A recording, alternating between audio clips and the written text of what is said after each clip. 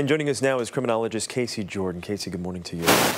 The remains of now 8 people found in this little beach area on Long Island. Safe to assume that this is a serial killer, but how do police now link these latest finds, these 3 bodies, with the 5 that were previously found? It's going to be interesting because we already know that the other 5 were linked by that common variable of Craig's List.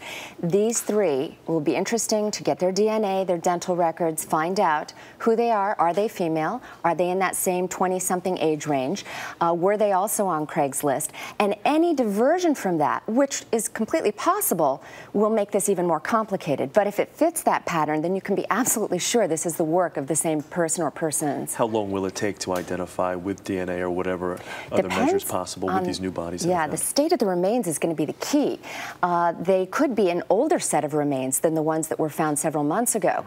Dental records are the very best thing you have, and if you have to do mitochondrial DNA off of something like a femur, a large chunk of bone, that can, if you put it on rush, take days to weeks.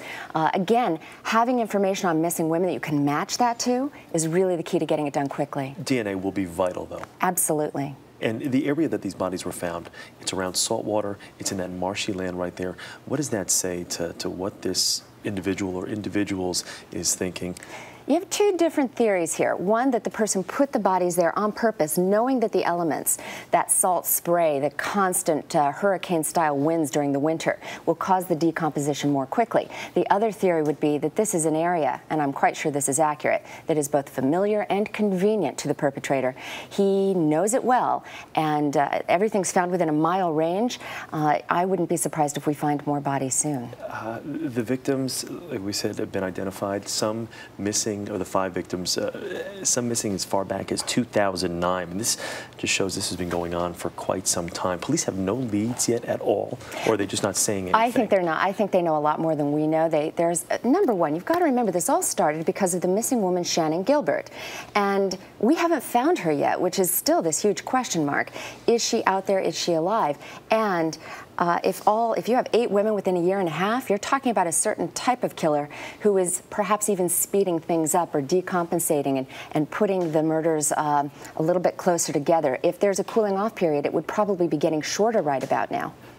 When you look in your professional experience, when you look at this type of this methodical approach and all of the bodies that were now 8 bodies in this area, what does this say to the person that the police are looking for? Do they have kind of a type that they're trying to address at this point?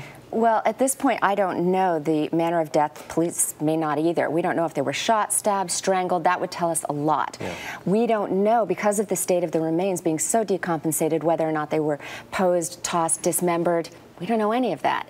Probably, most likely, going to be a power control killer or a hedonistic lust killer. There's definitely a sexual component because of the nature of how these women were lured through Craig's List. All right, Casey Jordan, thank you. Always great to be here. This morning.